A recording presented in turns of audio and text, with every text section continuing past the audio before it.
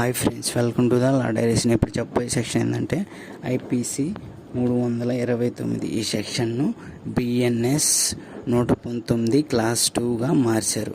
ఈ సెక్షన్ ప్రకారం ఈ సెక్షన్ చెప్పే ముందు మీకు ఒకటి చెప్తా ఫ్రెండ్స్, కొంచెం మా ఛానల్ని సబ్స్క్రైబ్ చేసి బెల్ ఐకాన్ ఆన్లో పెడితే అండ్ లైక్ చేస్తే కొంచెం మాకు బూస్టప్ ఉంటుంది.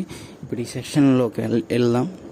ఈ సెక్షన్ల ప్రకారం ఎవరైనా వ్యక్తి అతన్ని బాధించి అంటే ఘోరంగా కొట్టడం కానీ, లేక అతన్ని ఘోరంగా కొట్టి బాధించి అతని దగ్గర నుంచి, లేకపోతే అతనికి సంబంధించిన వ్యక్తుల నుంచి, లేకపోతే అతనికి దగ్గర వాళ్ళ దగ్గర నుంచి డబ్బును కానీ లేక విలువైన వస్తువులను కానీ అతని దగ్గర నుంచి తీసుకోవాలనే ఉద్దేశంతో అతన్ని బాగా బాధించి కొట్టడం, లేకపోతే అతని చేత ఏదో ఒక నేరం చేయించాలనే ఉద్దేశంతో అతన్ని బాగా కొట్టి ఒక దోపిడీ చేయించడం, లేకపోతే ఒక హత్య చేయించడం, లేకపోతే